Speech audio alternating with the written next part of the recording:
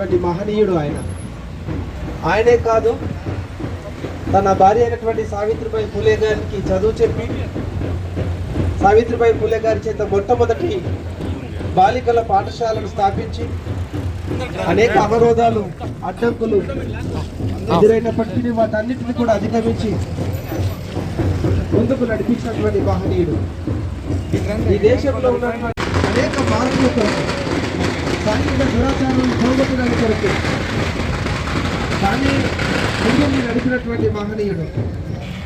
ఆ జ్యోతిరావు పూలే గారి జయంతి సందర్భంగా ఈరోజు మనమందరం ఈ విధంగా కలిసి ఆయనకు నివాళి మనమందరం కూడా స్మరించుకోవడం, వారు చేసిన కృషిని జ్ఞాపకం చేసుకోవడం, వారి ఆశయాల కోసము నడవడం, ఇది మన గ్రామంలో ఉన్నటువంటి గొప్ప అభ్యుదయ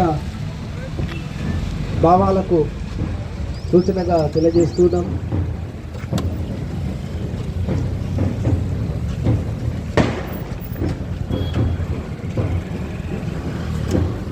జ్యోతిరావు బాపులే ఈ దేశ చరిత్రలో మొట్టమొదటిసారి మహాత్మా అనే బిరుదు చేత గౌరవించబడినటువంటి వారు. ఆయన జీవితకాలం అంతా కూడా అడగారిన ప్రజల కొరకు, బడుగు బలహీన వర్గాల మహనీయుల ఆశయాలను మహనీయుల ఆశయాలను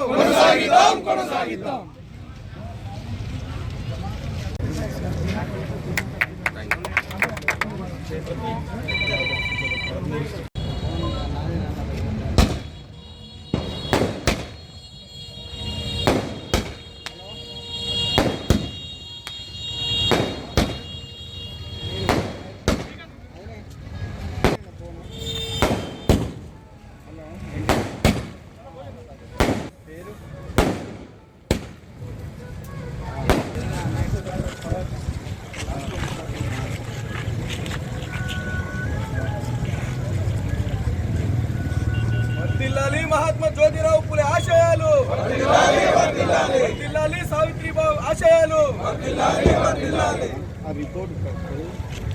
జోహార్ మహాత్మా జ్యోతిరావు పూలే, జోహార్ మహాత్మా జ్యోతిరావు పూలే, కొనసాగిద్దాం మహనీయుల ఆశయాలను. మనందరికీ ఆదర్శప్రాయుడు జ్యోతిరావు పూలే గారి జయంతి సందర్భంగా ఇక్కడికి వచ్చిన మీ అందరికీ కూడా మరొకసారి కృతజ్ఞతలు తెలియజేస్తున్నాం.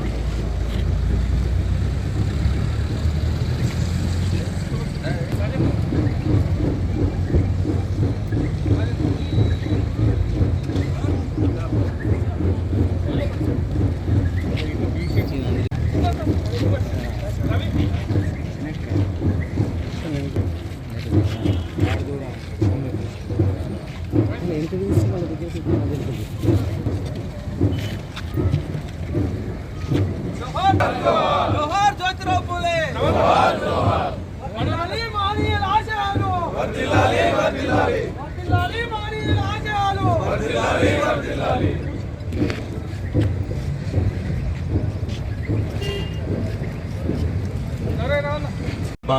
జ్యోతిరావు పూలే గారి జయంతి సందర్భంగా ఇవాళ వేల్పూర్ గ్రామంలో జాతీయ బీసీ సంక్షేమ సంఘం ఆధ్వర్యంలో జయంతి వేడుకలు జరుపుకున్న సందర్భంలో వారికి ఘనమైన నివాళి అర్పించడం జరిగింది. మహాత్మా జ్యోతిరావు పూలే గారు ఎవరు ఊహించని విధంగా భావితరాలు ఎట్లా ఉండాలి, సంఘంలో సమాజంలో ఉన్నటువంటి దురాచారాల వల్ల ఎట్లా ఇబ్బంది జరుగుతుంది సమాజానికి, అట్టడుగున ఉన్నటువంటి బలహీన వర్గాలైనటువంటి ప్రజలు ఈ సమాజంలో ఎటువంటి ఇబ్బందులు ఎదుర్కొంటారు, ఇవన్నిటి మీద పూర్తి అవగాహన వందల సంవత్సరాల క్రితమే ఒక అవగాహన తెచ్చుకున్నటువంటి గొప్ప మహనీయుడు మహాత్మా జ్యోతిరావు పూలే గారు. వారు ఆ రోజుల్లోనే ముఖ్యంగా మహిళలకు చదువు ఉండాలి, మహిళలు చదువుకుంటేనే సమాజం బాగుంటుంది అన్న ఉద్దేశంతో ఇతరులకు చెప్పడం కాదు, మనం సొంతంగా చేసి చూపించాలి అని చెప్పి స్వయాన ఆయన భార్య అయినటువంటి సావిత్రిబాయి పూలే వారికి చదువు చెప్పించి ఆమెను కూడా సంఘ సేవకురాలుగా, సమాజ సేవకురాలుగా ఈ సమాజానికి కుటుంబం అర్పించబడ్డటువంటి కుటుంబం అది. అట్లా ఈరోజు ఈ చట్టాలు కావచ్చు, ఈ ప్రభుత్వాలు చేస్తున్నటువంటి అనేక సంక్షేమ కార్యక్రమాలు కావచ్చు, ఇవన్నీ కూడా ఆ రోజు వారు మహాత్మా జ్యోతిరావు పూలే గారు ఆ రోజు ఊహించి వారు చూపిన బాటలోనే ఇవాళ అనేక ప్రభుత్వాలు, అనేక పార్టీలు నడుస్తూ ఉన్నాయి. అయితే దీంట్లో ముఖ్య విషయం ఏంటంటే, సమస్య వచ్చినప్పుడు పోరాడి సాధించుకోవడం ఒక పద్ధతి, సమస్య వస్తుంది ముందు కాలంలో అని ఊహించి ఆ సమస్యకు పరిష్కారాలు ఎట్లా ఉండాలి అని దారి చూపినటువంటి వ్యక్తి మహాత్మా. కాబట్టి ఇవాళ సరే కొన్ని ప్రభుత్వాలు ఎక్కువ, కొన్ని ప్రభుత్వాలు తక్కువ, కొన్ని పార్టీలు ఎక్కువ, కొన్ని పార్టీలు తక్కువ చేస్తున్నాయి సంక్షేమంలో. ఏది ఏమైనా ఈ భారతదేశంలో బలహీన వర్గాలకు కావచ్చు, మహిళలకు కావచ్చు, రోజు రోజుకు జరుగుతున్నటువంటి సంక్షేమం ఏదైతే ఉన్నదో అవన్నీ కూడా మహాత్మా జ్యోతిరావు పూలే గారు చూపించిన బాటలోనే జరుగుతూ ఉన్నాయి. వారి స్ఫూర్తి తీసుకొని ఇంకా ఈ సమాజంలో బడుగు బలహీన వర్గాల వారు ఇంకా పైకి రావాల్సిన అవసరం ఉన్నది. ఈ సమాజంలో వారికి సముచితమైన స్థానం కల్పించవలసిన అవసరం ఉన్నది. కాబట్టి ప్రతి ఒక్కరం కూడా ఆ బాటలో ఆయన స్ఫూర్తిగా తీసుకొని ముందుకు పోవాలి.